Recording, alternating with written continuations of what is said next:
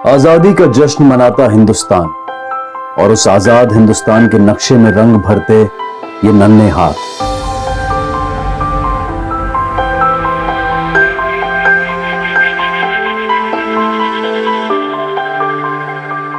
ये बच्चे सामान्य बच्चों से जरा अलग हैं,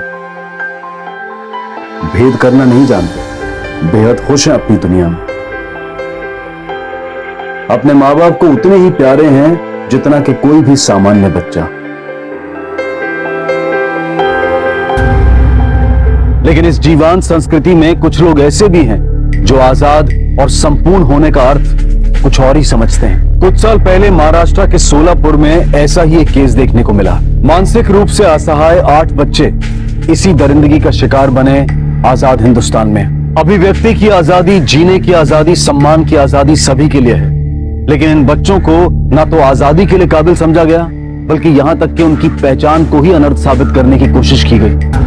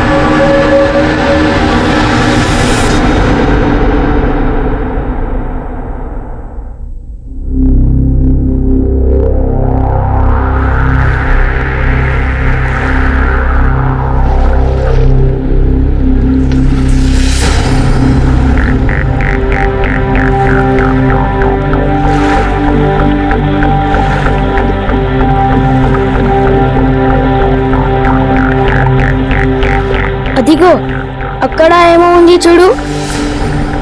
ఏమున్నది?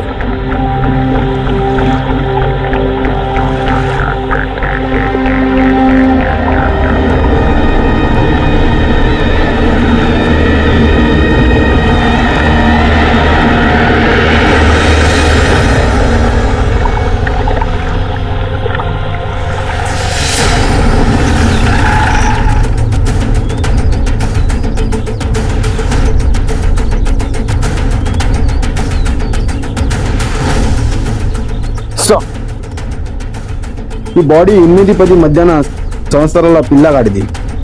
మొత్తం బాడీ డిస్కంపోజ్ అయింది. आंध्र प्रदेश के कुरनूल गांव की पुलिस को नदी में बहकर आई एक 10 साल के बच्चे की लाश मिली। लाश पूरी तरह से सड़ चुकी थी, जिससे वहां की पुलिस ने यह अंदाजा लगाया कि बच्चे की मौत 10 से 15 दिन पहले हुई है। बारिश की वजह से नदी की धारा तेज थी, जिससे पुलिस को यह भी अंदाजा हुआ कि लाश महाराष्ट्र से बहकर आंध्र प्रदेश तक पहुंच गई है।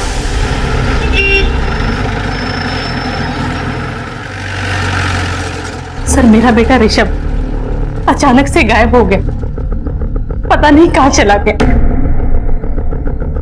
सर, अब कुछ भी करके उसे ढूंढ दीजिए प्लीज सर, प्लीज। आप घबराइए मत, हम पूरी कोशिश करेंगे।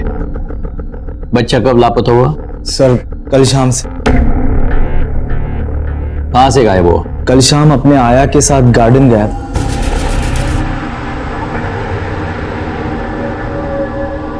ऋषभ के इस आया का नाम क्या है? मनीषा सर। ऋषभ बाबा, आपको बुड्ढी के बाल चाहिए? चाहिए आपको? अच्छे लगते हैं आपको? ठीक है, मैं लेकर आती हूँ, लेकिन तब तक यहीं बैठे रहना अच्छे बच्चे की तरह। हाँ, कहीं भी नहीं जाना। सुनोगे ना मेरी बात? हाँ, नहीं जाओगे ना? नहीं जाओगे ना? हाँ, मैं लेकर आती हूँ। हाँ, यहीं बैठे रहो।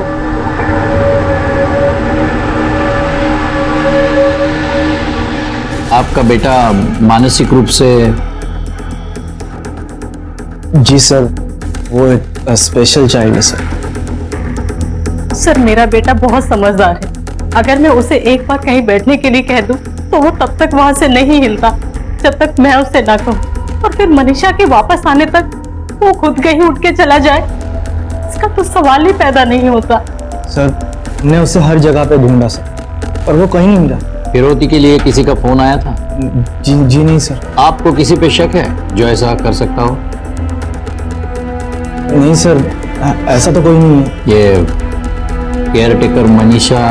नहीं सर, मनीषा ऐसी औरत नहीं है। मैंने इसलिए पूछा क्योंकि मनीषा ही है जिसने उसे आखिरी बार देखा है, इसलिए उससे पूछताछ करना जरूरी है।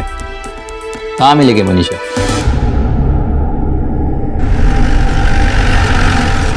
సార్ భీమా నదిలో దొరికిన పిల్లవాడి శవం తొక్క పిఎం రిపోర్ట్ మేలో వచ్చేసింది. अब आंध्र प्रदेश पुलिस के पास उस बच्चे की पोस्टमार्टम रिपोर्ट आ चुकी थी, जिससे एक अहम बात सामने आई थी कि मरा हुआ बच्चा मानसिक रूप से असहाय था। बच्चे की मौत किसी पथरीली चीज पर सर पटकने से हुई थी और वहीं से पुलिस ने अपनी थ्योरी बनाई कि उस बच्चे से छुटकारा पाने के लिए उसके ही माँ बाप ने उसे मारकर नदी में फेंक दिया है। बच्चे निर्मल निश्चल भगवान का रूप होते हैं। उनकी भोली चालाकियों में भी मासूमियत होती है और शायद उनकी इसी मासूमियत को किसी की नजर लग गई थी। महाराष्ट्र के सोलापुर से 2 बच्चे गायब हुए थे और आंध्र प्रदेश के कुरनूल में एक की लाश मिली थी। क्या असलियत थी इन हादसों की? क्या इन तीनों हादसों का एक दूसरे से कोई ताल्लुक था? कोई क्यों इन मासूम बच्चों को अपना शिकार बना रहा था? चल नाटक बंद कर, बोल बच्चे के साथ क्या किया? कहाँ छुपा के रखा है या मार डाला उसे? साहब मैं ऋषभ बाबा को माँ के जैसा प्यार करती थी साहब, उसका बहुत ख्याल रखती थी। मैं कहकर उसको ये फिल्मी डायलॉग बंद कर। हम अपने पे उतर आ गए ना तो ये ममता 2 मिनट में निकल आएगी बाहर। मैं सच बोल रही साहब, मैं झूठ नहीं बोल रही। अब चाहे तो मैम सबको पूछो ना साहब। हाँ मेम साहब से भी पूछेंगे, तुझे जो पूछा है वो बोल पहले।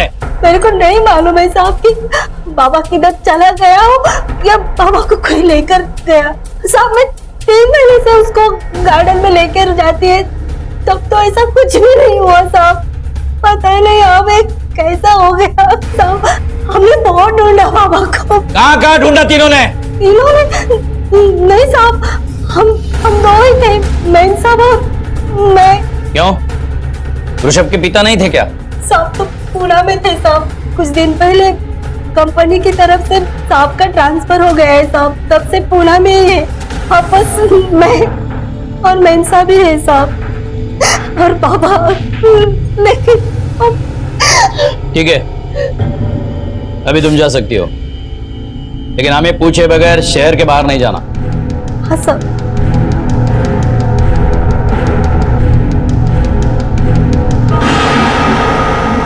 भोसले अभय मोहिते के कंपनी से उसका पूरा बायोडेटा निकालो। ऋषभ जैसे बेटे की जिम्मेदारी होते हुए उसने ट्रांसफर एक्सेप्ट कैसे कर लिया? अभय मोहिते में कुछ गड़बड़ है। और एक बात, उसके पड़ोसियों से पूछताछ करो, हो सकता है जिसे हम घर के बाहर ढूंढ रहे हैं वो घर के अंदर हो। ओके सर, वो कुछ 5 साल पहले इस कॉम्प्लेक्स में रहने आए थे, तभी से मैं उन्हें जानता था। तुम दोनों पति पत्नी के बीच में कभी कुछ झगड़ा ऋषभ को लेकर? हाँ सर, शुभांगी ने एक बार बताया था ऋषभ जब 3 साल का था तो अभय को दूसरा बच्चा चाहिए था, लेकिन वो डरती थी कि दूसरा बच्चा आने से ऋषभ की देखभाल में कुछ कमी ना रह जाए, इसलिए उन दोनों में हमेशा खटपट होती थी। हमें पता है आपको ऋषभ से प्रॉब्लम था, लेकिन और कोई तरीका नहीं बचा उससे दूर जाने का, तो आपने अपना ट्रांसफर करवा लिया पूना में। सर आप ये कैसी बातें कर रहे हैं? इन्होंने तो अपना ट्रांसफर रोकने की पूरी कोशिश की थी, पर कंपनी ने कोई ऑप्शन ही नहीं छोड़ा। मिस्टर अभय खरे है? वो सर खरा है, मैंने बहुत कोशिश की, लेकिन हमने तो आपके कंपनी के मैनेजर से बात कर ली तो उसने कहा आप खुद आगे आए थे ट्रांसफर के लिए, बल्कि उसने तो एप्लीकेशन भी दिखाया आपने किया हुआ। अभय क्या ये सच है? अरे उस बेचारे को तो इतनी समझ भी नहीं है, उसका बाप कहलाने के लायक ही नहीं। मुझे नफरत है उसके बेचारेपन से, थक गया हूं मैं उसकी सेवा करते करते।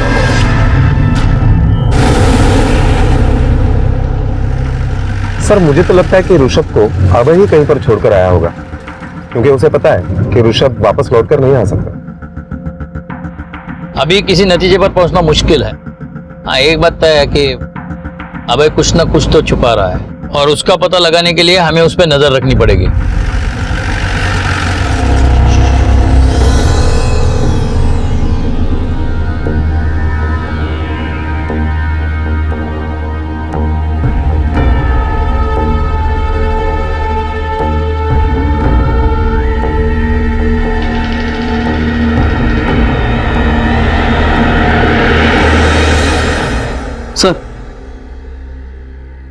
सर हजरत शाह दरगाह के आगे जो नदी का मोड़ है वहाँ 2 बच्चों की लाश मिली है। सर दोनों बॉडी लगभग एक दूसरे से 50 मीटर की दूरी पर मिली है, जिसमें से एक बॉडी पूरी तरह से गल चुकी है और सर इसके एक हाथ में 6 उंगलियां हैं। सर इसे देखकर लग रहा है कि इसकी मौत लगभग 2 महीने पहले हुई होगी। और सर ये दूसरी बॉडी, इसे देखकर लग रहा है कि इसकी मौत 15-20 दिन पहले हुई होगी। और एक बात सर, चेहरे के स्ट्रक्चर को देखकर लग रहा है कि ये दोनों स्पेशल चाइल्ड रहे होंगे। अभय मोहिते का बच्चा भी मेंटली चैलेंज था ना? हाँ सर। दोनों को बच्चे की शिनाख्त के लिए बुलाओ। Okay sir.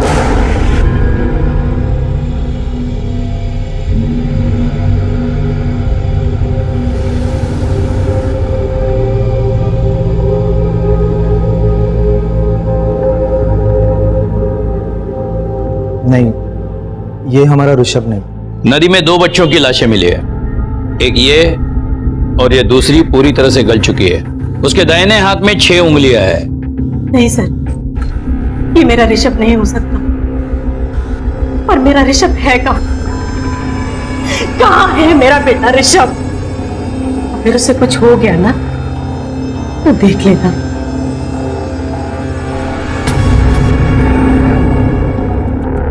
पोस्टमार्टम रिपोर्ट के मुताबिक दोनों बच्चों की मौत सिर किसी पत्थर से टकराने से हुई है। दोनों बच्चे मेंटली चैलेंज्ड है। एक मेंटली चैलेंज बच्चा गायब है। इसका मतलब भोसले इस तरह के कत्ल की और भी खबर आ सकती है।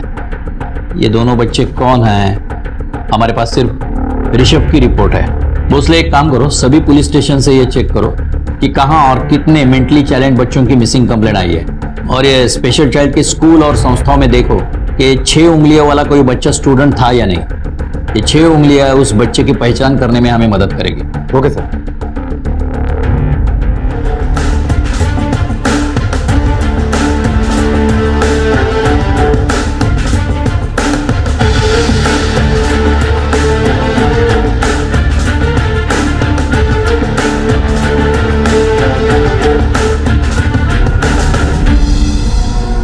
सर एक विद्या निकेतन नाम की संस्था है जो ऐसे मेंटली चैलेंज बच्चों के लिए काम करती है।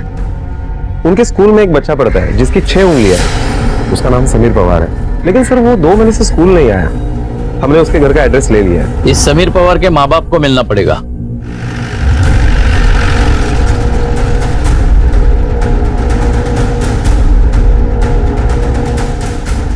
घर पे तो ताला लगा हुआ है। हाँ सर।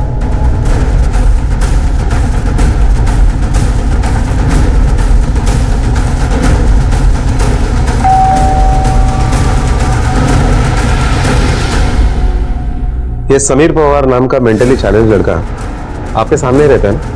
हो सर। क्या बता सकते हैं वो लोग कहाँ गए? सर आनंद पवार ने दूसरी शादी की आणि फिरायला गेला तो। क्या समीर को भी साथ में लेके गए हैं? साहब 1.5-2 महीने से तो मैंने उसको देखा ही नहीं है। किधर गया पता नहीं। बेचारा बच्चा, देखो ना साहब उसका भी नसीब कैसा।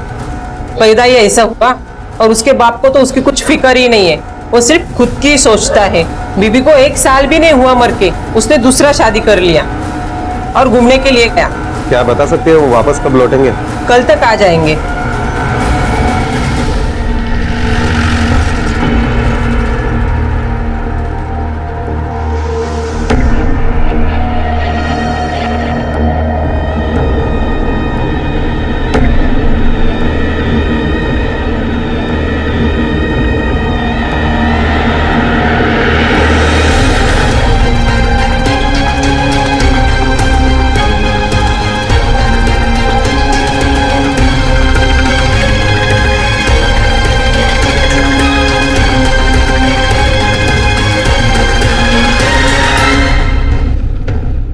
क्या बात है साहब, क्यों पीछा कर रहे हो?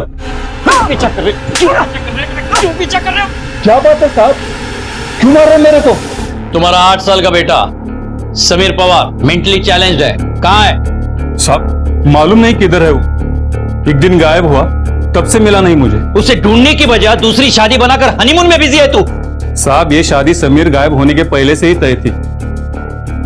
समीर गायब होने का इस शादी से कोई संबंध नहीं साहब।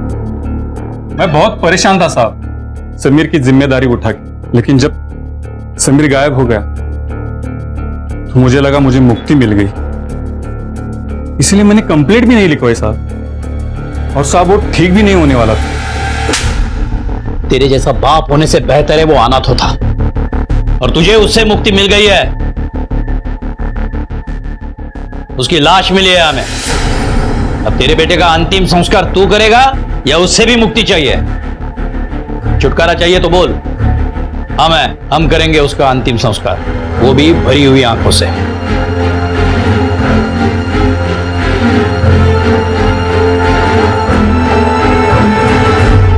सुनो, इधर आओ। क्या साहब? कौन हो तुम? पवार से क्या काम है? वो साहब, पवार साहब के बच्चे को संभालती थी मैं। आया हूँ, बचा हुआ पगार के वास्ते आई हूँ। क्यों? नाम क्या है तुम्हारा? गोदावरी। भोसले, नंबर और एड्रेस ले लो इसका। सर, हमने सोलापुर के सारे पुलिस स्टेशन में मेंटली चैलेंज बच्चों के मिसिंग कंप्लेंट के बारे में पता किया, तो एक बात सामने आई कि सोलापुर के ही सिद्धेश्वर पेट के एक एरिया में एक बिजनेस पर्सन राजेश शिर्के ने अपने 8 साल के बेटे की मिसिंग कंप्लेंट दर्ज करवाई है। उनका बेटा भी मेंटली चैलेंज है।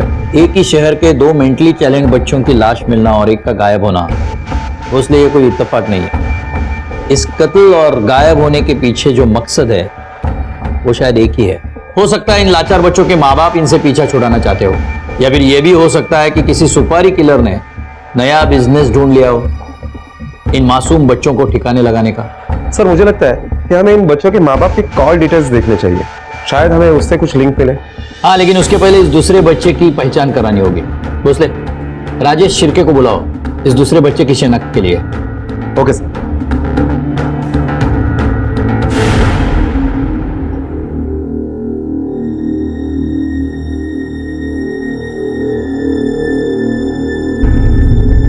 सौरभ,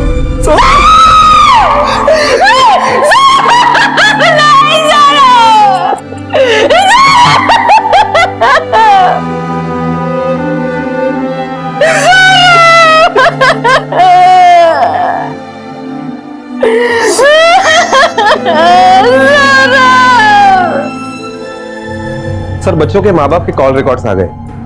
एक बात हैरान की है सर, ये अभय मोहिते और राजेश शिर्के के बीच में एक बार नहीं कई बार कॉल हुआ है। हो सकता है दोनों ने एक दूसरे का इस्तेमाल किया हो अपने बच्चों से छुटकारा पाने के लिए, लेकिन ये इतनी चालाकी दिखा रहे हैं तो कंफर्म है कि फोन पर तो डिटेल बातें नहीं की होगी।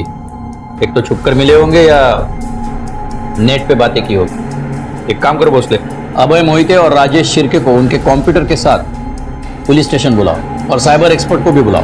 और हाँ, अभय और राजेश को अलग अलग रखना जब साइबर एक्सपर्ट उनके मेल्स चेक करता होगा।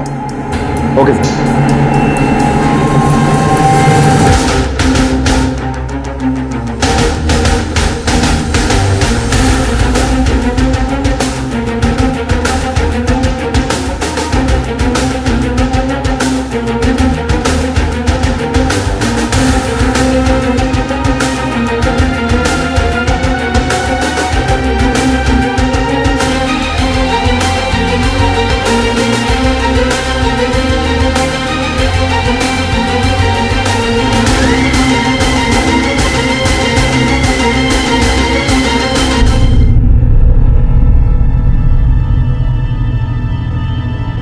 तुम राजेश शिर्के को जानते हो?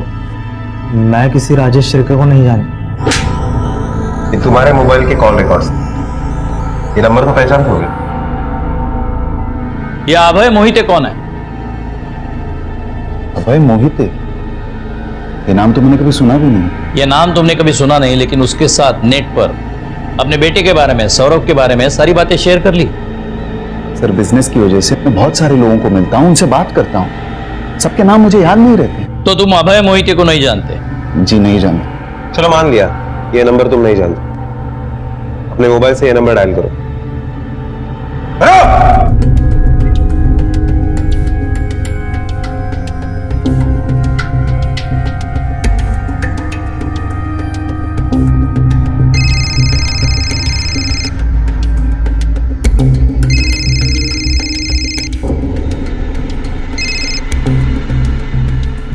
हाँ अभय मोहिते, मेरे केबिन में आओ, तुम्हारी याददाश्त दुरुस्त करनी है और तुम्हारे एक दोस्त से भी मिलवाना है। आओ। चलो। ये तुम दोनों अनजान बनने का नाटक बंद करो। हमारे पास सबूत है। ये तुम दोनों के बीच जो चैटिंग हुआ था उसकी प्रिंट आउट है। यहाँ अभय ने साफ साफ पूछा है, क्या तुम तुम्हारे प्रॉब्लम से मतलब सौरभ से छुटकारा चाहते हो, और तुमने पूछा है कैसे छुटकारा पाऊं। अब साफ साफ बताओ। इंस्पेक्टर साहब, ऐसे चैट रूम्स में कोई अपना असली नाम लेकर नहीं आता, और मुझे सचमुच नहीं पता था कि मैं अभय मोहिते से, मतलब अगर ये अभय मोहिते है तो इनसे बात कर रहा हूं। और चलिए मान लिया कि मैंने मैसेज किया, ये कैसे डिसाइड हुआ कि मैं जिस प्रॉब्लम के बारे में बात कर रहा हूं वो मेरा बेटा सौरभ है? अगर तुम कंफ्यूज थे कि सामने वाला तुम्हारा प्रॉब्लम कोई और समझ रहा है, तो उसे क्लियर करने की बजाय ये कैसे पूछ लिया कैसे छुटकारा पाऊं? यही नहीं, इस चैटिंग के बाद तुम दोनों में फोन पर भी बातें हुई है बहुत बार। ये देखो, उसके बाद तुम दोनों मिले, अपने अपने प्रॉब्लम सॉल्व करने के लिए आपने प्लानिंग की। दोनों ने एक दूसरे के बच्चे को गायब किया, जिसमें से सौरभ मर चुका है और ऋषभ का पता नहीं। अब साफ साफ बोलते हो या हम बुलवाए? एक मिनट इंस्पेक्टर साहब, आप एक दुखी और मजबूर बाप पर इल्जाम लगा रहे हो। 8 साल से हमने सौरभ की किस तरह देखभाल की, यह सिर्फ हम जानते हैं।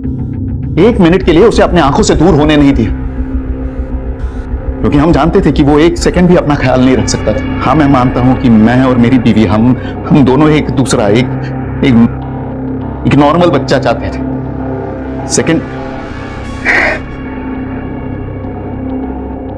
प्रेगनेंसी के वक्त 16th वीक में हमें पता चला कि हमारा दूसरा बच्चा भी नॉर्मल नहीं है। मेडिकल कंसेंट से हमने एबॉर्शन करवाया। सर, अब मेरी बीवी तीसरी बार प्रेग्नेंट है। हम दोनों सौरभ के दुख से बाहर नहीं निकले, और ना ही इस डर से कि हमारा तीसरा बच्चा भी पहले दोनों बच्चों की तरह ना हो। आप मुझे समझने के बजाय मुझ पर यह इल्जाम डाल रहे हो कि मैंने ही अपने बच्चे का कत्ल किया। आप अपना फेलियर हम दोनों पर क्यों थोप रहे हो? सर, मैं मानता हूं कि मैंने राजेश को फोन किया था, पर तब मैं इनका नाम और कंडीशन नहीं जानता था। मुझे सिर्फ अपने सॉल्यूशन से मतलब था। जैसे मैंने अपना ट्रांसफर पुणे करवाया, वैसे ही ये भी खुद को दूर कर ले, ना कि अपने बच्चे को जान से मार दो। सर, सच कहता हूं, आज से पहले मुझे इनका असली नाम तक पता नहीं था। कभी बताया नहीं, ना मेल में ना फोन पर।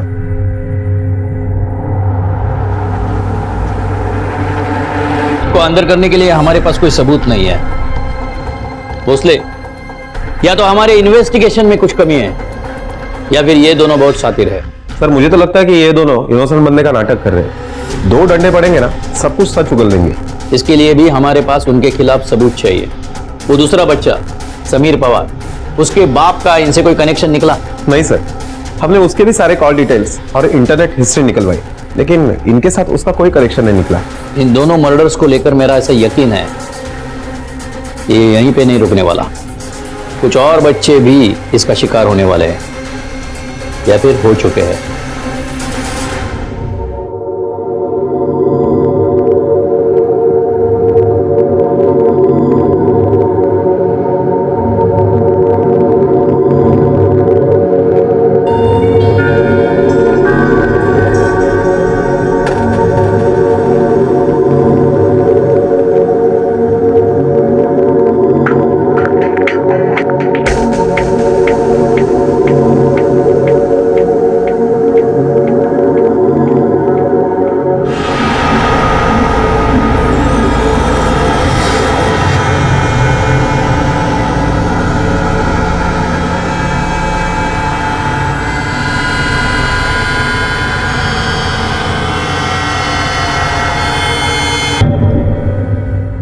पूरा 1 महीना बीत गया, हमारी सरस्वती को गायब हुआ।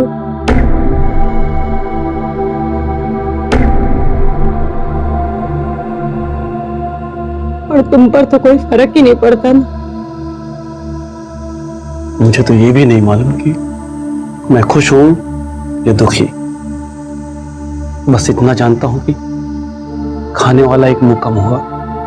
कैसे पालते थे उसे, तू बस इतना समझ ले कि वो जहां भी होए खुश रहे। भगवान ने तुम्हें माँ का दिल नहीं दिया ना, दिया होता तो पता पड़ता। मुझे बस इतना मालूम है कि मुझे मेरी बच्ची वापस चाहिए। मैं अब उसका और इंतजार नहीं कर सकती। मैं आज के आज पुलिस के पास जाऊंगी। सर, आपका शक बिल्कुल सही निकला। सोलापुर के आसपास सेम 3 केस का एविडेंस मिला है। कर्नाटक के गुलबर्गा में एक नदी में 8 साल के बच्चे की लाश मिली और आंध्र प्रदेश में एक 10 साल के बच्चे की लाश मिली। दोनों ही बच्चे मेंटली चैलेंज थे। दोनों ही स्टेट में किसी ने भी मेंटली चैलेंज बच्चे की मिसिंग कंप्लेंट नहीं लिखवाई थी, इसलिए पुलिस ने उनका अंतिम संस्कार किया। और सर, उजनी नदी के डैम एरिया में एक एनजीओ ने मेंटली चैलेंज बच्चे की मिसिंग कंप्लेंट लिखवाई। वो बच्चा अकेला था, कोई रिश्तेदार नहीं था, सड़कों पर घुमा करता था, इसलिए वही एनजीओ उसकी देखभाल करता था। इसका मतलब 7 मासूम बच्चे इस चुंगल में फंसे हैं। भोसले, आंध्र प्रदेश और कर्नाटक के पुलिस से कोऑर्डिनेट करो और नदी के एग्जैक्ट लोकेशन लो जहां ये डेड बॉडीज मिली है। Yes sir. और एक बात, मुझे महाराष्ट्र के सारे नदियों के मैप्स चाहिए। नदी के इस रूट में काफी कुछ छुपा हुआ होगा। पता नहीं कितने मासूम बच्चे शिकार हुए हैं और कितने होने बाकी है। Okay sir.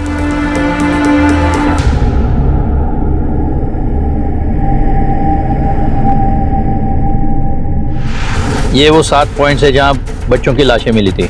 भीमा नदी का रूट यहाँ से महाराष्ट्र से कर्नाटक होकर आंध्र प्रदेश में और समुद्र को यहाँ मिलते हैं। ये सब बच्चे जिनकी लाशें मिली है वो सोलापुर के थे। नदी के तेज बहाव के कारण यहाँ आंध्र प्रदेश में मिले। जिसने भी कत्ल किया है उसने मार के उन्हें नदी में डाला होगा। ये कातिल नदी का बहाव और नदी के बारे में सब कुछ जानता है। हमने इस केस से जुड़े हर शख्स से बात कर ली है, बस एक को छोड़ के।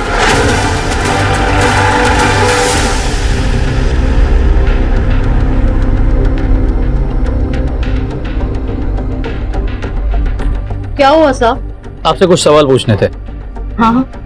आप वो पवार का बच्चा समीर पवार की देखभाल करते थे ना? जी साहब। अच्छा, आपने वो काम समीर गायब होने से पहले छोड़ा था या बाद में छोड़ा था? मैंने काम नहीं छोड़ा साहब, वही मेरे को निकाल दिया। मेरे आने तक तो समीर बाबा उधर ही था, उसके बाद क्या हुआ मालूम नहीं साहब। मतलब तुम्हें पता नहीं है समीर मर चुका है? उसी दिन पता चला साहब, जिस दिन मैं बचा हुआ पगार लेने गई थी।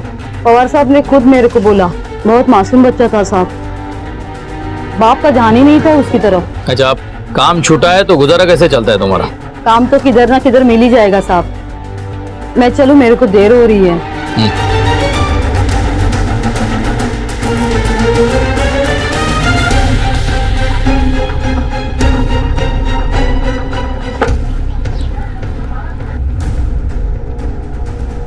तुम वो गोदावरी को कैसे जानती हो?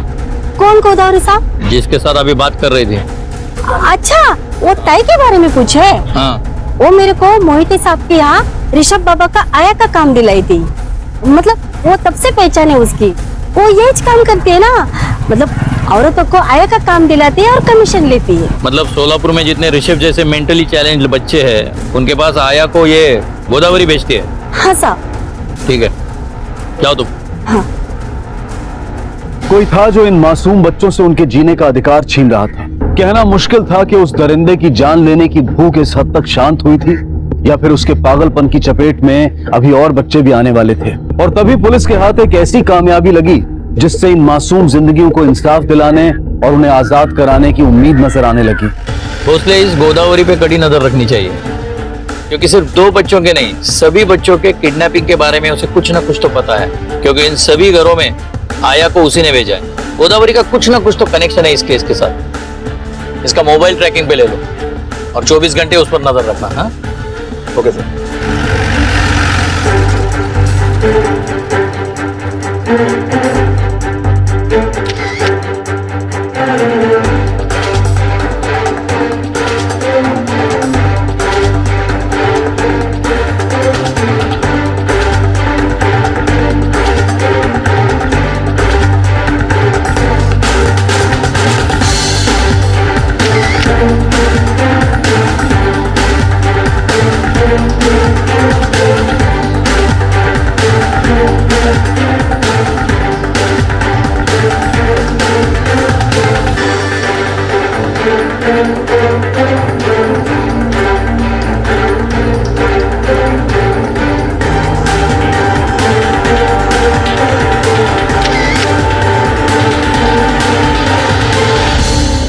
सर, बच्चों के बारे में गोदावरी को यही प्यून इन्फॉर्मेशन देता है। ये मेंटली चैलेंज बच्चों के स्कूल में काम करता है।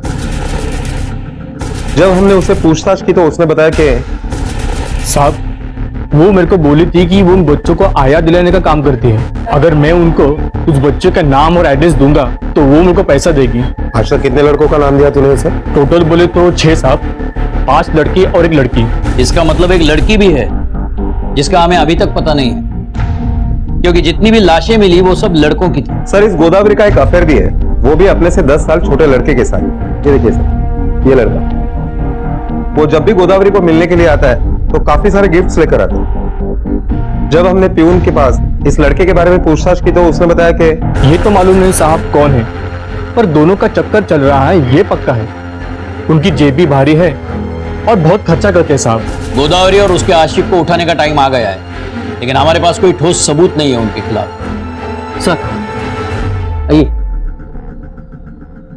सर इनकी 8 साल की बेटी 1 महीने से लापता है। होगी सर, वैसी बच्ची है। आइए बैठिए।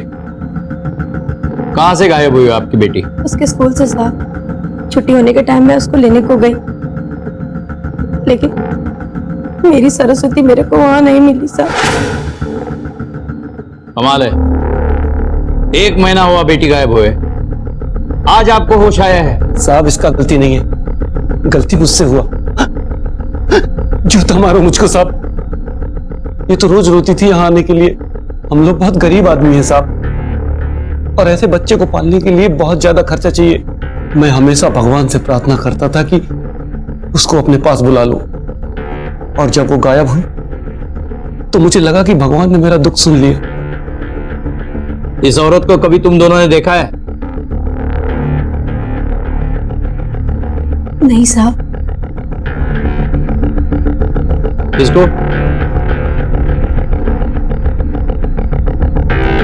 हाँ साहब, साहब ये मेरे घर आया था साहब। घर आया था? क्यों? लीजिए, धन्यवाद। बैठिए।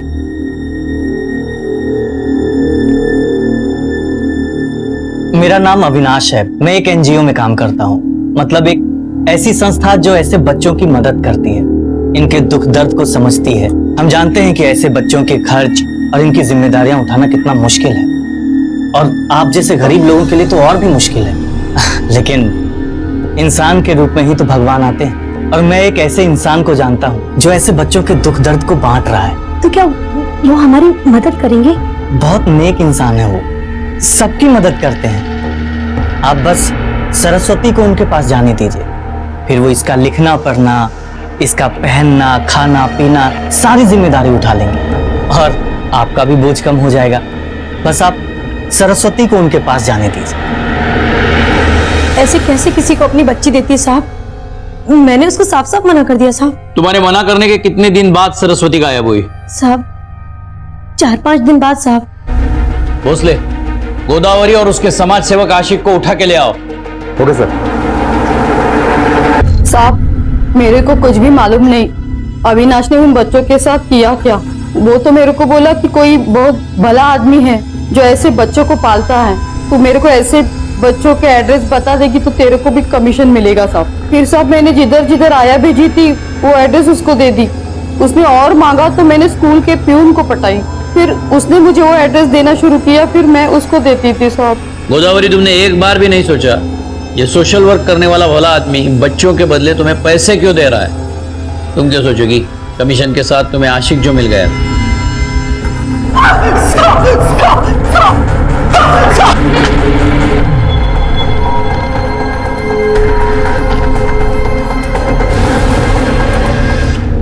खुद बोलेगा या हम बुलवाए? भोसले, मैं बताता हूँ साहब, बताता हूँ। एक आदमी है साहब जिसे मेंटली चैलेंज्ड बच्चे चाहिए थे। मैं ऐसे बच्चे किडनैप करके उसे देता था साहब, और उसके बदले वो बहुत अच्छे पैसे देता था साहब। कौन आदमी? नाम क्या है उसका? साहब नाम, एड्रेस, नंबर मुझे कुछ नहीं पता साहब। उसने अपनी पहचान मुझसे कभी नहीं बताई साहब। हर अमावस्या और पूर्णिमा से पहले मुझसे वो एक बच्चा लिया करता था साहब। उसे 7 लड़के चाहिए थे साहब। पिछले अमावस्या को मैं उसे एक लड़का नहीं दे पाया, कोई किडनैप करने के लिए नहीं मिला साहब। कल भी पूर्णिमा है, क्या कल के लिए भी तूने उसे कोई बच्चा दिया है? साहब उसे कुल 8 बच्चों की जरूरत थी। लास्ट पूर्णिमा के लिए उसे एक लड़की की जरूरत थी साहब, और मैं वो लड़की 1 महीने पहले उसे किडनैप करके दे दिया था साहब। मतलब सर सरस्वती माँ ने अब तक जिंदा है? इससे पहले वो भेड़िया उस बच्ची को अपना शिकार बनाए, हमें उसे बचाना चाहिए।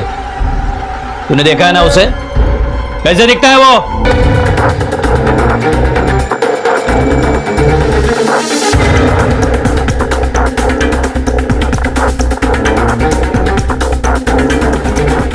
देख, उस बच्ची को बचाने के लिए हमारे पास टाइम बहुत कम है। अगर तूने गलत हुलिया बताया ना, तो वो जब पकड़ा जाएगा, तुम्हारा जेल में रहने के लिए इंतजाम अभी कर देता हूं मैं, समझे? बता जल्दी।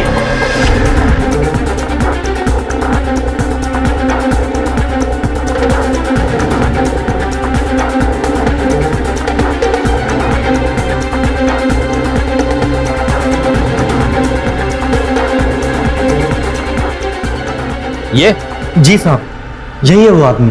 भोसले, टाइम बहुत कम है, इसे पकड़ने के लिए मोबाइल ट्रैकर की जरूरत पड़ेगी।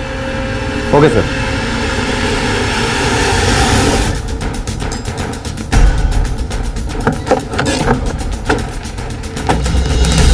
सिग्नल यहीं का दिखाई दे रहा है, यहां से करीबन 10 मीटर की दूरी पर। चल उठ जा। अरे उठना, अरे उठना, चल उठ। बहुत गहरी नींद में सोने वाली है तू आज। उठ उठ।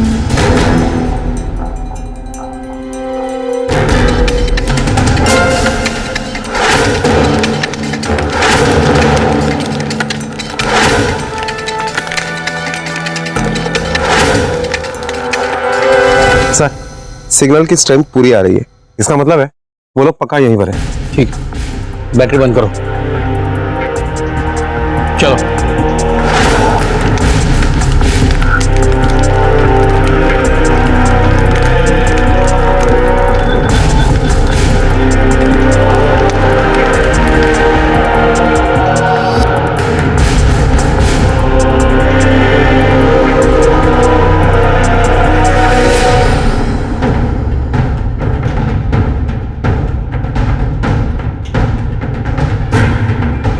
पोजीशन लो।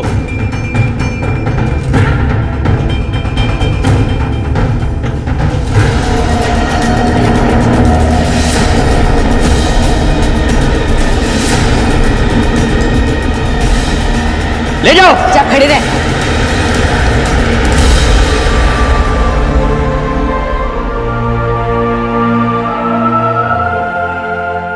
इतने सारे बच्चों को क्यों मारा तुमने?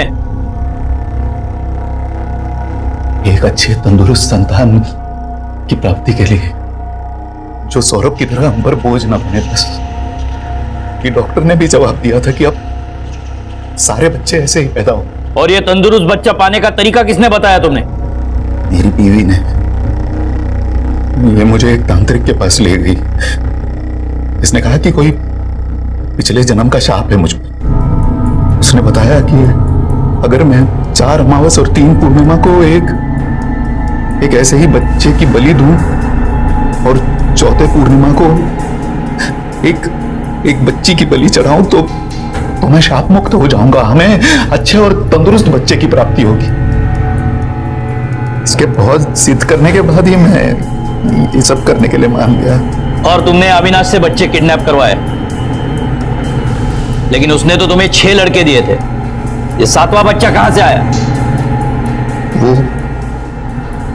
वो मेरा बेटा सौरभ था। सिर्फ एक बच्ची की बलि बाकी। अगर आप लोग हमें नहीं पकड़ते तो वो भी पूरी हो। अपने खुद के बेटे की बलि चढ़ाई तुमने? तुम लोग इंसान नहीं हो और यहां बाहर रहने के लायक नहीं हो। भोसले, इन्हें इनके असली जगह पहुंचाओ।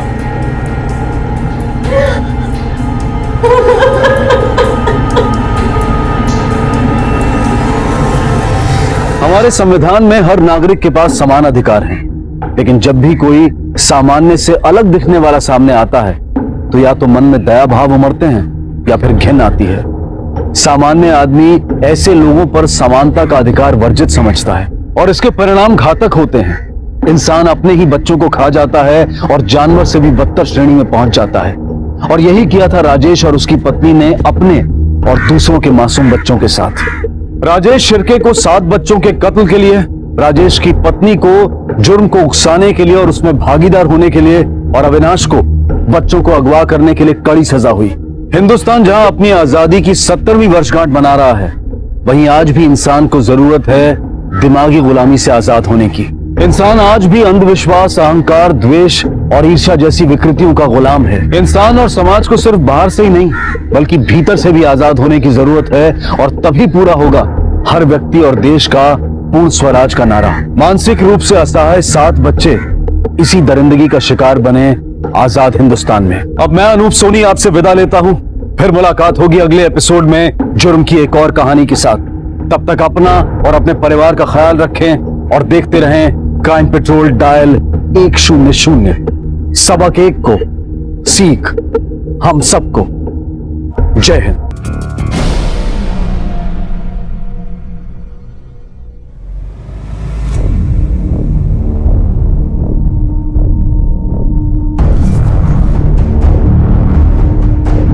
बेटी, ये क्या?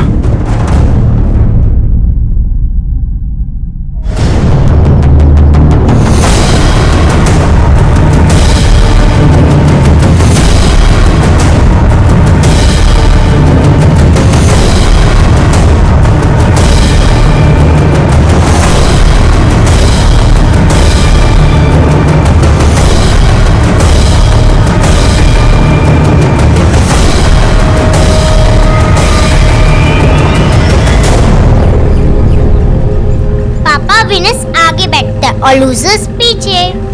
You're absolutely right बेटा। अब बता कितनी स्पीड पे चलाऊं? पापा फुल स्पीड। ओके। अरे खबरदार, जो 60 से ज्यादा स्पीड में गाड़ी चलाई तो। ओके मैडम, जैसी तुमसे इच्छा। पापा पुलिस ऑफिसर होके भी डर गए। बेटा मैं कितना भी बड़ा पुलिस ऑफिसर बन जाऊं, असली बॉस तो पीछे वाली सीट पे है। कायपन बोलता तुम्ही।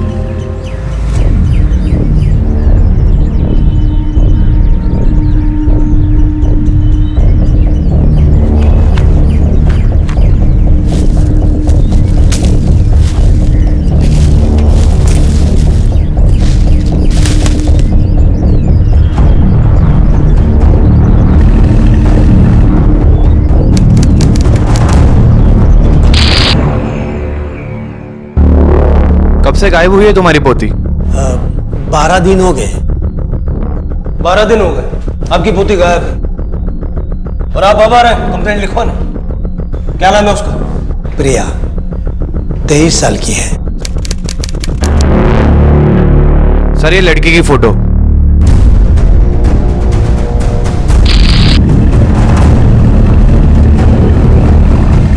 अरे हाईवे पे अकेली लड़की।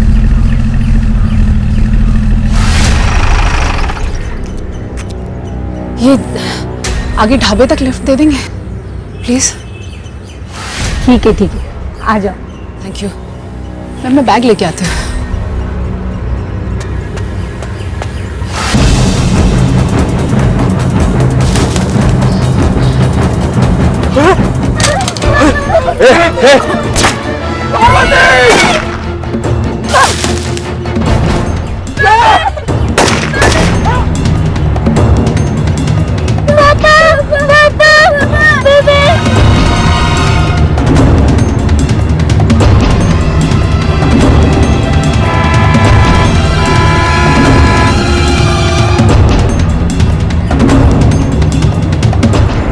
नमस्कार, आदाब।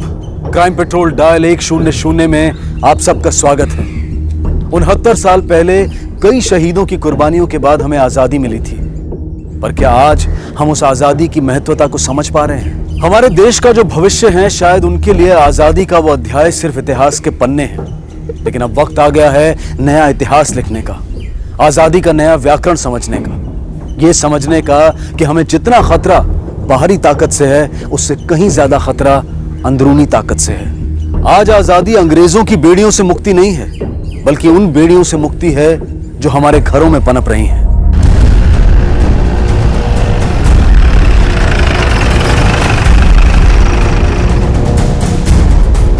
आइए सर।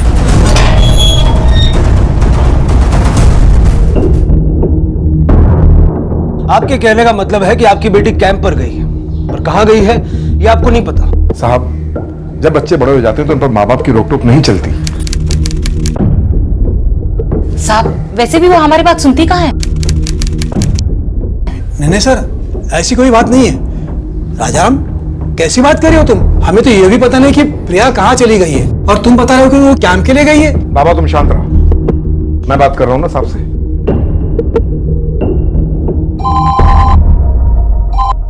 हेलो सर, हाईवे पे इंस्पेक्टर तावड़े और उनकी फैमिली का मर्डर हो गया है। क्या?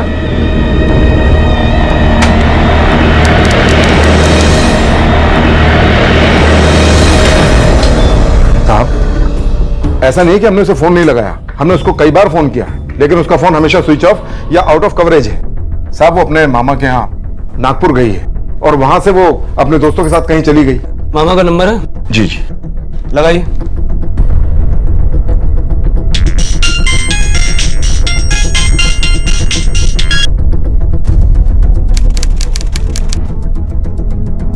मैं अमरावती पुलिस स्टेशन से पीआई तांबे बोल रहा हूँ। अमरावती पुलिस स्टेशन से?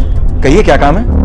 आप प्रिया को जानते हैं? जी हाँ, जानता हूँ ना, मेरे पास ही रह रही है। वो कल ही अपने दोस्तों के साथ ट्रैकिंग पे गई है पहाड़ों पर। उसका फोन भी नहीं लग रहा, लगता है शायद नेटवर्किंग नहीं है। पर हुआ क्या है? सब ठीक तो है ना? सब ठीक है, जरूरत पड़ी तो दोबारा फोन करें। देखा साहब, मैंने कहा था ना कि अपने मामा के यहाँ ही गई है। अरे इन लोगों की तो उम्र हो गई, इन्हें ना कुछ याद रहता है ना कुछ समझ में आता है। इनकी तरफ से मैं माफी मांगता हूँ आपसे। जैसे प्रिया आ जाए तो हमें खबर कीजिएगा। जी जी साहब, बिल्कुल। डार्लिंग, इस फैमिली पे नजर रखो, पता करना है कौन सच बोल रहा है और कौन झूठ।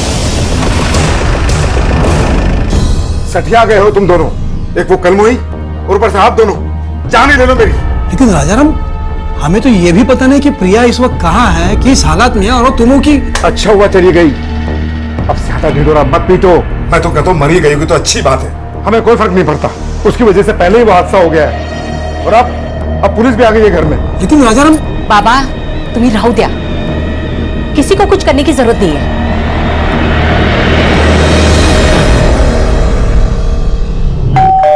आले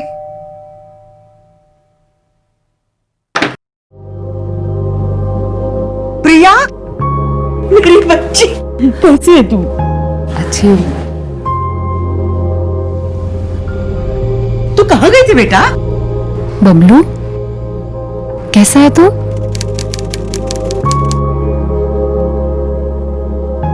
प्रिया, आ जाओ बा। आ गई तू बेटा? बेटा कहाँ गई थी तू? कितने परेशान थे हम लोग। आजूबा, मैं ट्रैकिंग के लिए गई थी। ट्रैकिंग के लिए गई थी या गुल खिलाने? हाँ, अरे मैं सच में ट्रैकिंग के लिए ही गई थी। झूठ बोल रही है तू। पहले भी तूने कम गुल खिलाए थे। तेरी वजह से ही अपाहिज हुआ है। पैदा होते ही मर जाती ना तो अच्छा होता। तेरी वजह से पहली बार इस घर में पुलिस आई। कितनी बदनामी हुई हमारी, पता है तुझे? अब जा अपनी मनुष्य शक्ल लेके पुलिस स्टेशन और बताओ उन्हें कि तेरी इन करतूतों में हम शामिल नहीं हैं।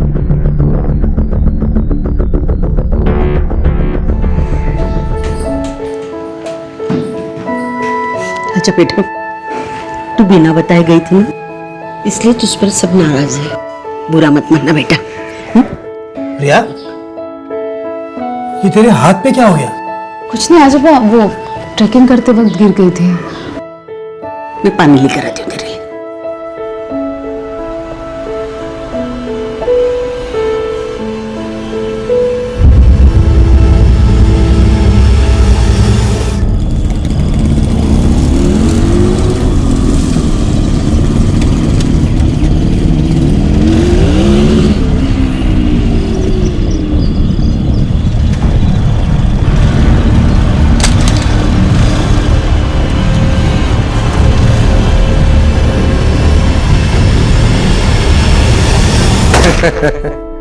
लीजिए, आप तो कुछ ले ही नहीं रहे। लीजिए ना, आप भी लीजिए। प्रिया आ गई।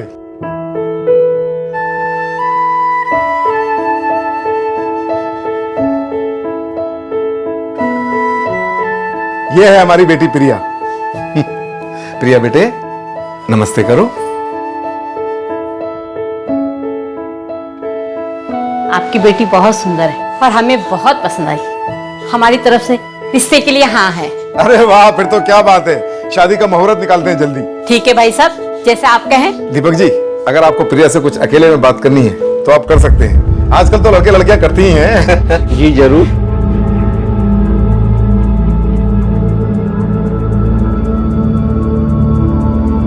अरे प्रिया बेटे, इन्हें अपना कमरा दिखाओ। जाइए दीपक जी, जाइए जाइए, देखिए देखिए, जाओ बेटे जाओ।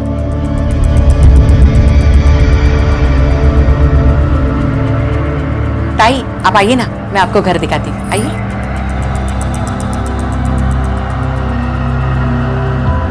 राजा, तेरा दिमाग खराब हो गया?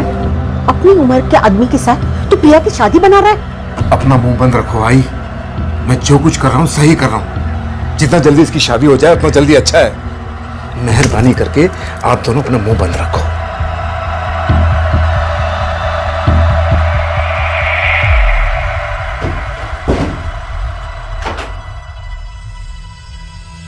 प्रिया, तुम तो मुझे पहली नजर में ही भाग गई। अरे ये क्या करी, मेरा हाथ क्यों मार रही प्रिया? अरे हाथ तो जोड़ो। चुपचाप नीचे जाके बोल कि तुझे मुझसे शादी नहीं करनी, समझा? आप बोल दो, हाथ तो जोड़ो।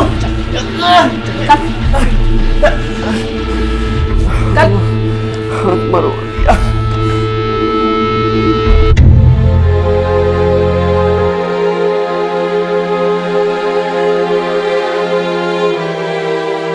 हमें माफ कर दीजिए, हमें शादी नहीं करनी है आपकी बेटी से। नमस्ते। मैं उसे जान से मार दूंगा। पागल हो गया क्या? इस लड़की ने पागल कर दिया है मुझे।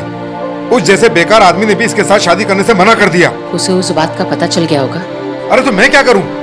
जो कुछ भी हुआ है इस लड़की की वजह से हुआ है। जाके कहीं मर क्यों नहीं जाती, या फिर मेरी ही जान ले ले।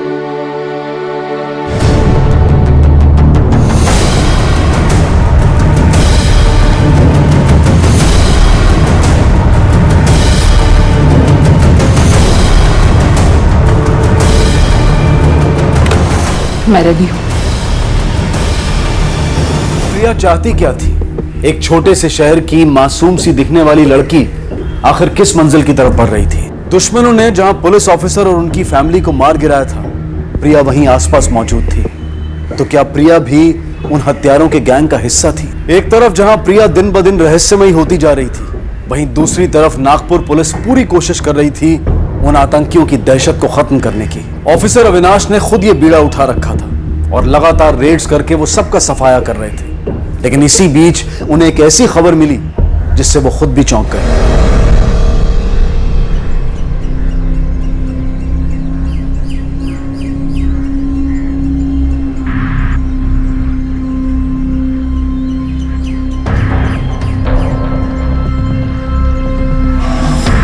खबर तो पक्की है ना आपकी? बिल्कुल पक्की खबर है साहब, ये यहाँ से ही आएंगे।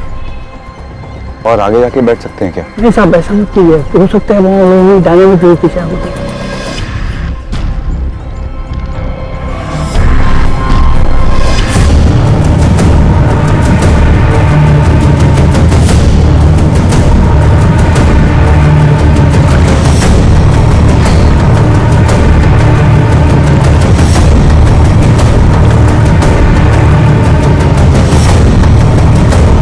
सर, उड़ा दें या वार्निंग देनी है? वार्निंग की कोई जरूरत नहीं है। अलर्ट हो जाएंगे और हॉस्टेज को नुकसान पहुंचा सकते हैं। ध्यान रहे हॉस्टेज का नुकसान ना हो।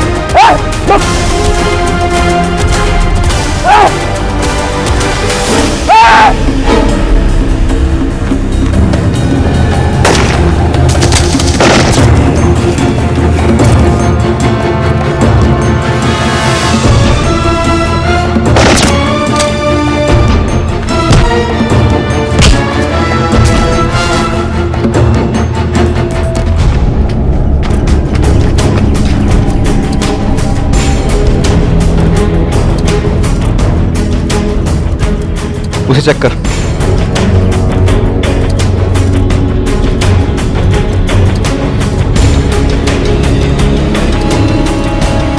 आ जाओ आ जाओ।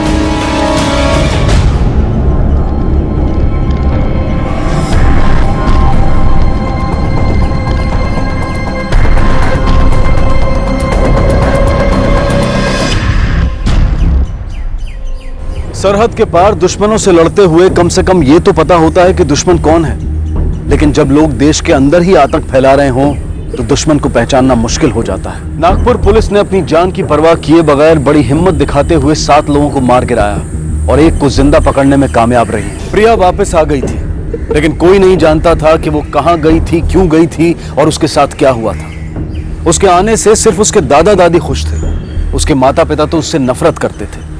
पर ऐसा क्या हुआ था और वो कौन से हादसे की बात कर रहे थे जिसके बाद उन्हें प्रिया से इतनी नफरत हो गई थी?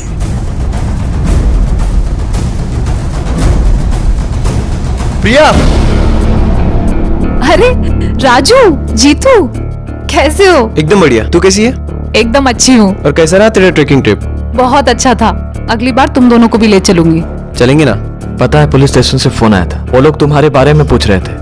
हाँ, वो आजी और आजोबा ने घबरा के रिपोर्ट लिखवा दी थी, पर अब सब ठीक है। मैं पुलिस स्टेशन होके आई हूँ। अरे यार मुझे बहुत डर लग रहा था। अरे यार इसमें डरने वाली क्या बात है यार? पुलिस वाले आके क्या तुझे डंडे मारेंगे? भाग नहीं।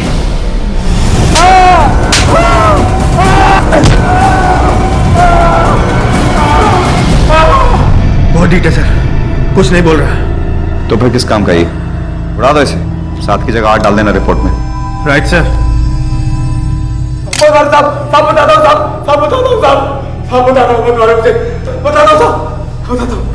तो फिर जितना मालूम है पकना शुरू कर। सर ये लोग कॉलेज और यूनिवर्सिटी से स्टूडेंट्स को रिक्रूट करते हैं। कुछ स्टूडेंट्स तो उनके ट्रेनिंग कैंप में भी आते हैं। कौन है वो स्टूडेंट्स?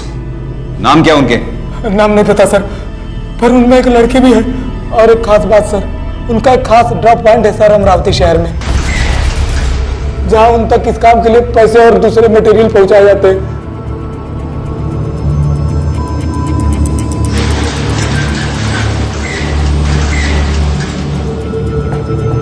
मुझे सर बचा लीजिए, नहीं तो वो लोग छोड़कर मार डालेंगे सर। आपके हाथ जोड़ता हूं सर, मुझे बचा लीजिए। पता करो। चल पता बकना शुरू कर। सर, इंटेलिजेंस रिपोर्ट के मुताबिक कुछ लोग कॉलेज स्टूडेंट्स को बहला फुसला करके अपने गिरोह में शामिल करने की कोशिश कर रहे हैं। इन उग्रवादियों को रोकने के लिए सबसे पहले हमें इनके रिक्रूटमेंट्स को रोकना होगा।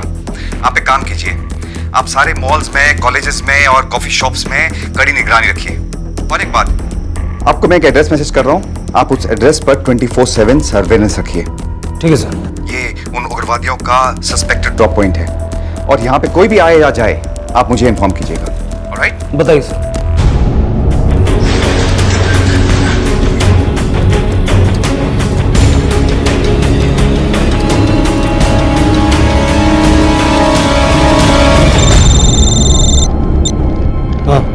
अब एक लड़का यहाँ से ग्रे टी शर्ट और ब्लू जींस में निकला है।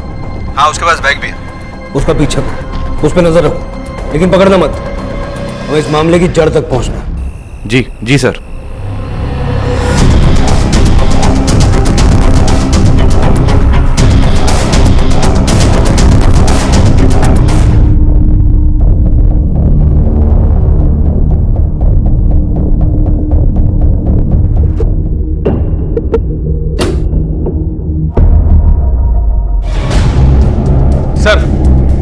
सर उस लड़के का नाम राजू है, फाइनल ईयर का स्टूडेंट है, हिमाचल के रहने वाला है। हॉस्टल में जगह नहीं मिली इसलिए रूम लेके अकेले रह रहा है। पढ़ाई में एवरेज से बेहतर है, कोई पास्ट क्रिमिनल रिकॉर्ड भी नहीं है। कॉलेज में अटेंडेंस भी बहुत अच्छा है, सिवाय एडवांस फिजिक्स के क्लास के। ऐसा क्यों? सर उस क्लास का समय 2 से 4 होता है और वो उस समय अपने दोस्तों के साथ कहीं बाहर रहता है। कौन है ये 2 दोस्त? सर एक लड़का है और एक लड़की।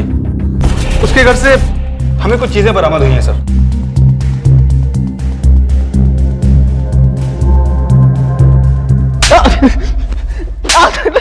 जब तक मुंह नहीं खोलेगा तब तक पिटेगा। सर मुझे कुछ समझ में नहीं आ रहा सर, आपने मुझे यहाँ क्यों बुलाया सर? सर मैंने कुछ भी नहीं किया है सर। ये क्या है? ये तेरे बैग से मिला है? सर मुझे नहीं पता था सर बैग में ये सब है। वो तो सर कॉलेज में किसी ने मुझे अप्रोच किया था और उसने कहा था सर अगर ये बैग तुम अपने पास रखोगे तो 5,000 रुपये मिलेंगे सर। सर मैं तो उसको जानता भी नहीं हूँ सर। सर मुझे पैसों की बहुत ज़रूरत थी सर, घर वाले भी पैसे नहीं भेज पा रहे थे पढ़ाई के लिए। राजू, या तो तू हमें बहुत बड़ा बेवकूफ़ समझता है या बेवकूफ़ बनाने की कोशिश कर रहा है। सीधा सीधा बता, तेरे कॉलेज से और कौन कौन शामिल है इसमें? सर कोई नहीं है सर। फिर ये प्रिया और जीतू कौन है? सर वो तो दोस्त है सर, क्लासमेट्स है। जीतू तो सर मेरा बहुत अच्छा दोस्त है और प्रिया पढ़ाई में अच्छी है तो सर नोट्स लेता हूँ सर। उनको नहीं पता था सर कि मैं बैग पहुँचाने के लिए पैसे ले रहा हूँ। सच बोल रहा हूँ सर, मैंने कुछ नहीं किया। जब तक ये सच नहीं बोलता इसको उल्टा लटका के मारो। नहीं सर मैं सच बोल रहा हूँ सर।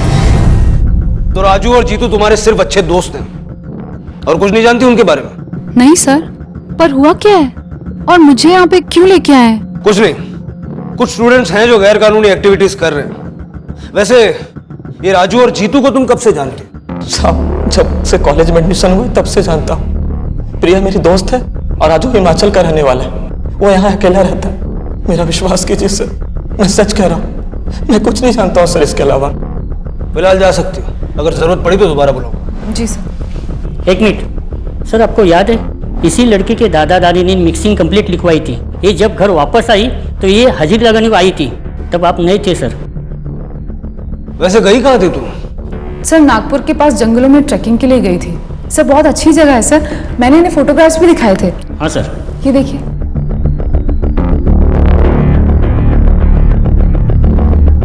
घर वालों को बिना बताए गई थी? मैं बता के ही गई थी। अरे ये तो वही जगह है ना, यहाँ का निरंजन ढाबा बहुत मशहूर है। वो मक्के की रोटी और काली दाल बहुत मशहूर है वहाँ की। कल खाया था? हाँ सर, इतना दूर जाए और निरंजन ढाबे ना जाए ऐसा तो नहीं हो सकता। मैं गई थी वहाँ। सर क्या मैं अब जा सकती हूँ? ठीक है। Thank you sir.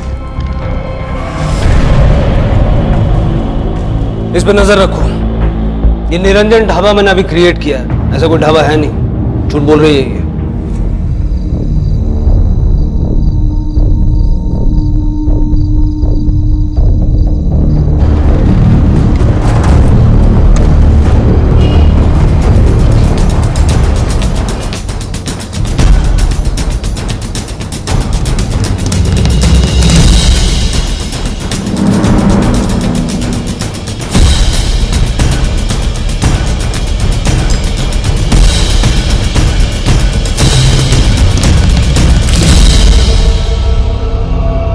कुछ याद आया किसके लिए काम करती हो?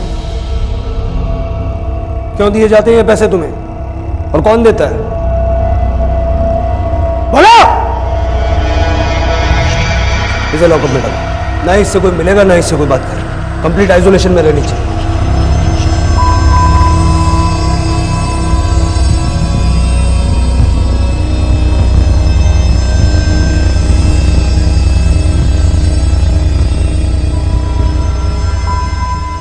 सर उसके मुंह से एक भी शब्द नहीं निकला है। 48 घंटों से उसे सॉलिटरी कन्फाइनमेंट में रखा है। न खाती है, न पीती है, न रिएक्ट करती है, कुछ भी नहीं बोल रहे सर। ठीक है, मैं आ रहा हूं।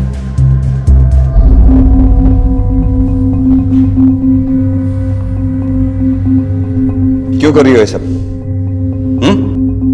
देखो प्रिया, मैं जानता हूं कि कोई बहकावा है, कोई मजबूरी है। हम तुम्हारी मदद करना चाहते हैं। अगर तुम हमारी मदद नहीं करोगी तो मैं कुछ नहीं कर सकता। देखो कौन मिलने आया तुमसे।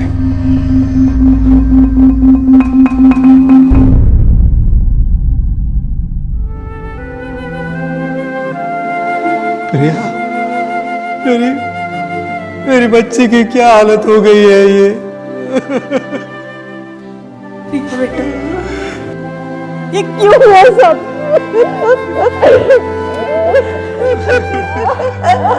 मेरी बच्ची।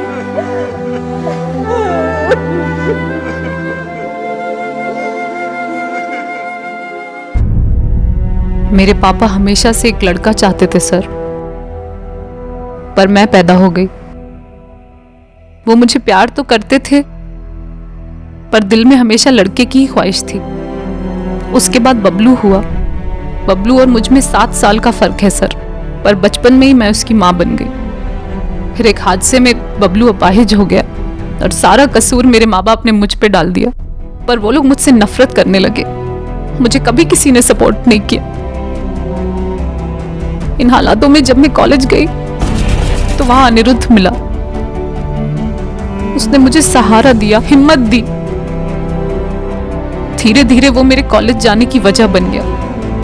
कॉलेज तो क्या, वो मेरे जीने की वजह बन गया, क्योंकि उसने मुझे अपने लिए लड़ना सिखाया, ताकत दी।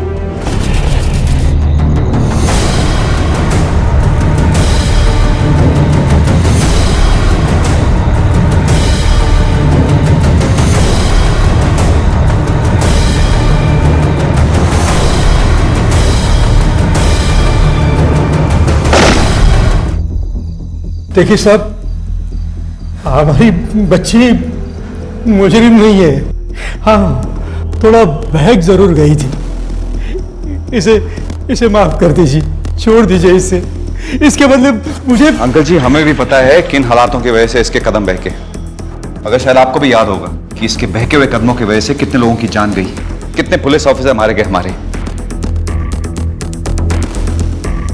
देखो बेटा, तुम एक अच्छी लड़की हो। मैं नहीं चाहता कि तुम जेल जाओ। अगर तुम हमारी मदद करोगी तो ही मैं तुम्हें बचा सकता हूं।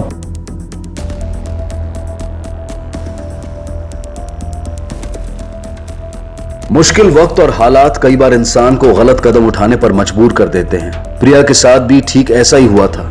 अपने साथ हुए बलात्कार और अपने परिवार के साथ साथ सारी दुनिया द्वारा अकेले छोड़ दिए जाने की वजह से उसने अपने हाथों में हथियार उठाया था, हिंसा को अपनाया था।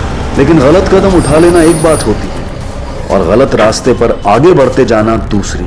और अब देखना यह है कि क्या प्रिया इस बात को समझकर गलत रास्ते पर उठाए अपने कदमों को रोक पाएगी। क्या वो सही रास्ते पर लौटकर गुनाह और गुनहगारों से लड़ने में पुलिस की मदद करेगी, या उसका हिस्सा बनकर इस दलदल में और गहरी धंसती चली जाएगी। कोई नहीं, भाग के सारे चेक करो, सब चेक करो। कमन, उधर जाओ।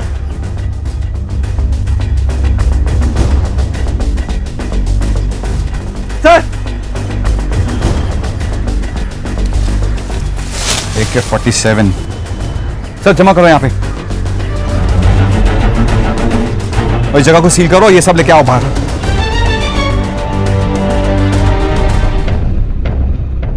सर, ये तो बहुत बड़ी जीत है। You're right.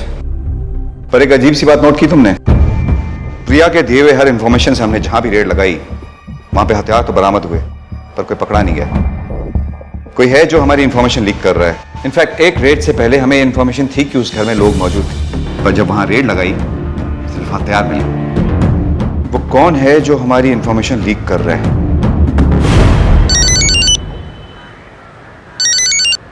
हेलो, कांग्रेचुलेशंस प्रिया, तुमने जो पता दिया था वहां पे हमारी पुलिस टीम ने रेड डाली और बहुत सारे हथियार बरामद किए। हालांकि कोई पकड़ा नहीं गया, फिर भी तुम उन लोगों के टच में रहो और हमें खबर देती रहो। Okay sir.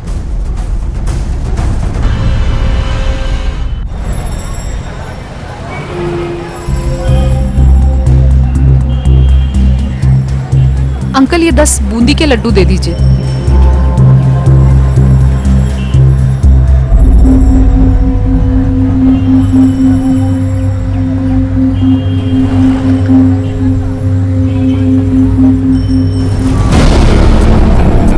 उस पुलिस ऑफिसर को अब मुझ पे पूरा भरोसा हो गया है।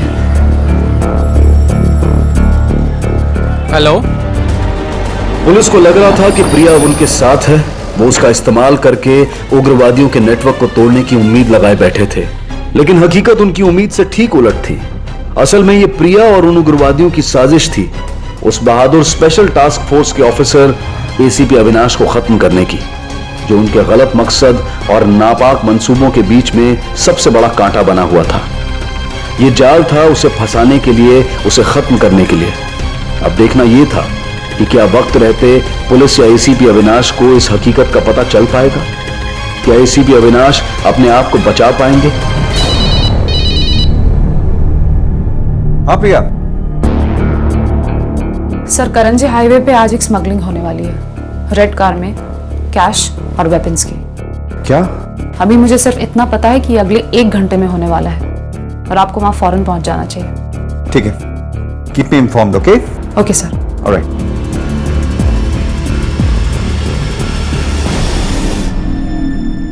मुझे फौरन निकलना पड़ेगा। पापा आज तो मेरी पेरेंट्स मीटिंग है ना, प्लीज पापा चलो ना। बेटा आई एम सॉरी, मुझे काम पे जाना है ना। Take care of her. Deshpande, Priya के इंफॉर्मेशन के मुताबिक करंजे रोड पे किसी लाल गाड़ी में वेपन्स की तस्करी होने वाली है। जल्दी से पता करो कि इंफॉर्मेशन सही है कि नहीं और मुझे बड़ी नाका पे मिलो, ठीक है? ठीक। सर, खबरी का फोन था, बता रहा था कि प्रिया ने जो इन्फॉर्मेशन दी थी बिल्कुल करेक्ट है। सब जैकेट पहन लो, मुझे भी दो। ठीक है सर, जैकेट निकालो।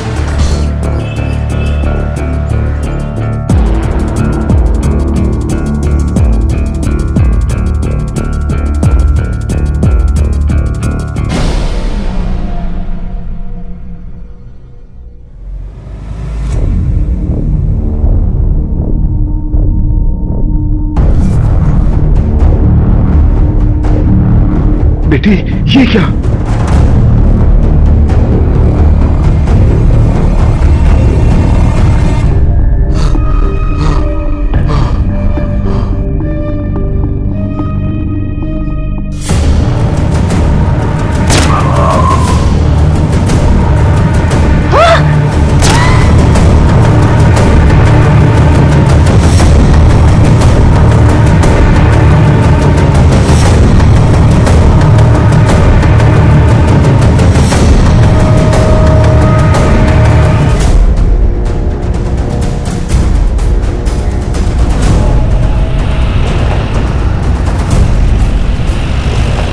रुक जा। सर, लगता है ये वही वैन है। पाटिल, नैयर, तुम लोग जाके वैन को चेक करो, बाकी सब पोजीशन लो।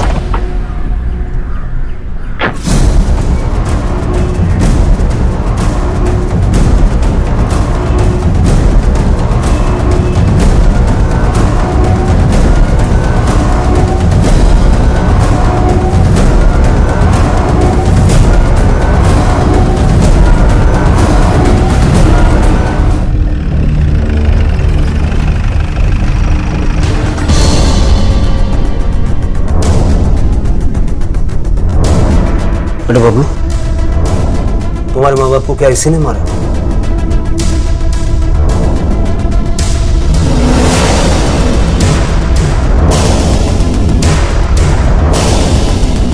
देखिए, ये दोनों खून प्रिया ने किए। क्या? उसने ऐसा क्यों किया होगा? साहब, बात यह है कि कुछ समय पहले कुछ गुंडों ने प्रिया के साथ रेप किया था। तो आपने रिपोर्ट क्यों नहीं दर्ज करवाई? राजाराम नहीं चाहता था। राजाराम को लगता था कि बबलू की हालत प्रिया की वजह से हो गई है, इसलिए वो उससे बहुत नफरत करता था। कहता था कि वो तू मर जाएगी तो हमारे लिए बहुत अच्छा होगा। राजाराम हमेशा हॉस्पिटल में सिर्फ बबलू से मिलने जाता था, प्रिया से कभी नहीं मिलता था। इस बात का गुस्सा प्रिया के मन में बहुत दिल से पल रहा था, इसलिए उसने राजाराम मतलब एसीपी साहब,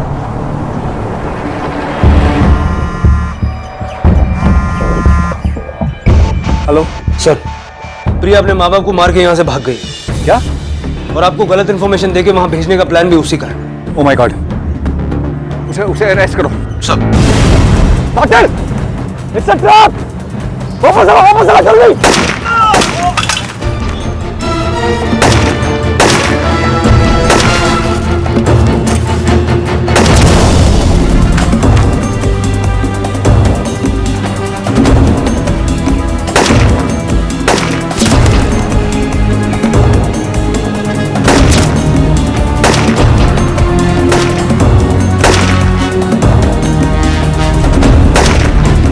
सर, सब कुछ प्लान के मुताबिक ही हो रहा है, बस एक चीज छोड़ के। मैंने अपने माँ बाप को मार डाला। क्या? तुम्हारा दिमाग खराब हो गया? तुम्हारी पर्सनल रंजिश हम सबके मिशन से बढ़कर हो गई है। क्या यही सिखाया था मैंने तुम्हें ट्रेनिंग में? अरे हम सब एक मिशन लेके चल रहे हैं और तुमने उन्हें मारकर हम सब के लिए खतरा पैदा कर दिया है। आई एम सॉरी सर, पर मुझसे और बर्दाश्त नहीं हुआ। तुम एक काम करो, कुछ दिनों के लिए नागपुर चली जाओ, मैं वहाँ खबर कर देता हूँ। तुम्हें कुछ दिन वहाँ के जंगल के कैंप में रहना होगा। Okay sir.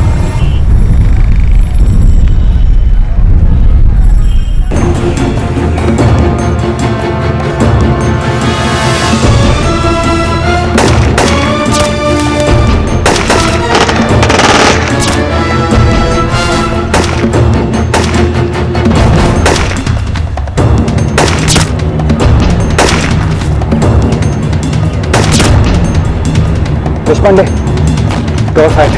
सर, कवर कर।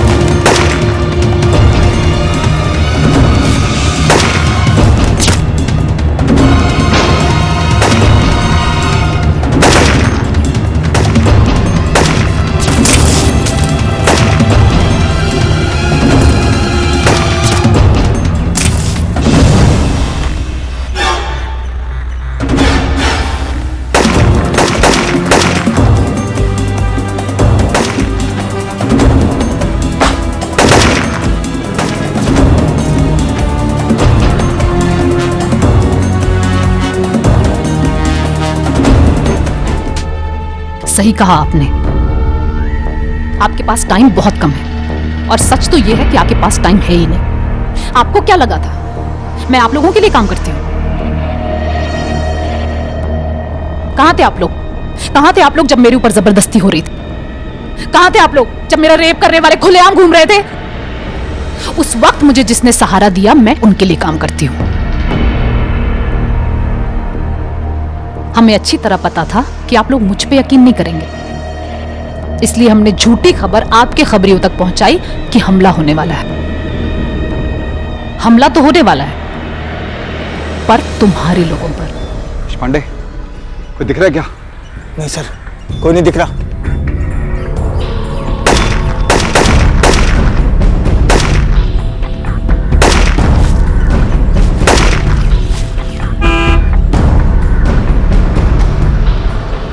देशपांडे, सामने से सिविलियंस को बसा रही है। इनके हाथ लगे तो प्रॉब्लम हो जाएगी, तू जाकर रोक। लेकिन सर, कवर से बाहर निकले तो ये हम पर गोलियां चला देंगे। अरे मैं कवर फायर करता हूँ, तू जा। सर,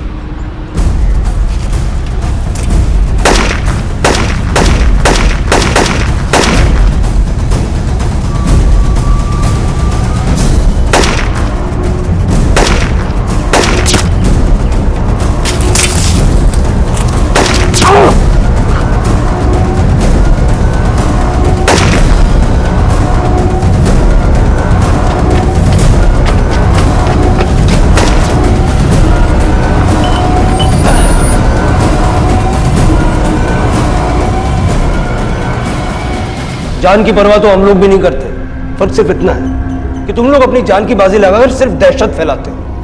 जो पुलिस तुम लोगों को बुरे लोगों से बचाती है, उनको मारने चली हो। इतनी कट्टरपंथी आती कहां से तुम लोगों में? पुलिस वालों को मारना चाहती हो ना तुम?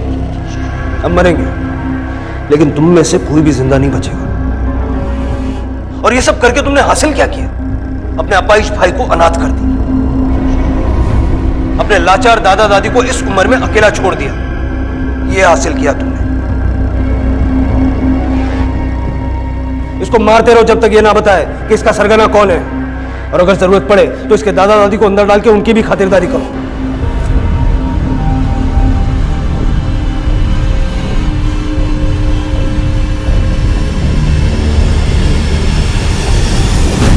उस बस को रोक और उसके अंदर घुसा।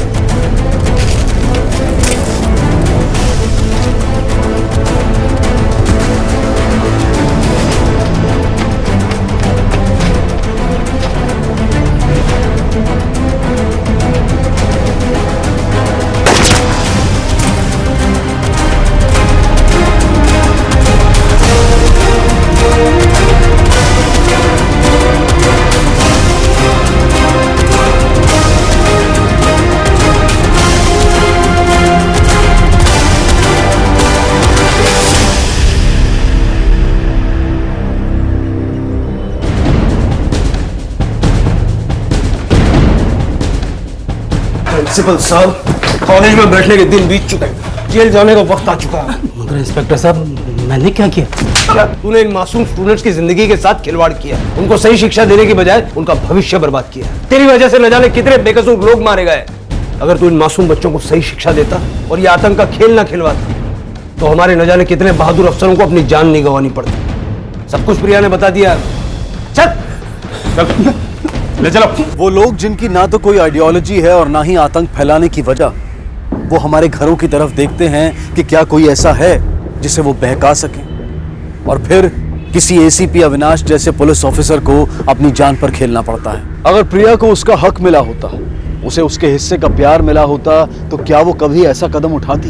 हम आजादी की बात करते हैं, लेकिन क्या हम अपनी सोच में आजादी ला पाए हैं? देश के बाहरी दुश्मनों से आजादी की 70वीं सालगिरह हम मना रहे हैं, लेकिन हमारी अपनी बनाई हुई बेड़ियों से हमें कब आजादी मिलेगी? और जिस दिन हम वो आजादी पालेंगे, उस दिन हम कह पाएंगे कि हमने पूर्ण स्वराज पा लिया है। इसी विचार के साथ मैं अनूप सोनी अब आपसे विदा लेता हूं। फिर मुलाकात होगी अगले एपिसोड में जुर्म की एक और कहानी के साथ। तब तक अपना और अपने परिवार का ख्याल रखें और देखते रहें क्राइम पेट्रोल डायल 100। सबक एक को सीख हम सबको। जय। इस तरह के और भी एपिसोड देखने के लिए हमारे चैनल को सब्सक्राइब करें और बेल आइकन दबाना ना भूलें।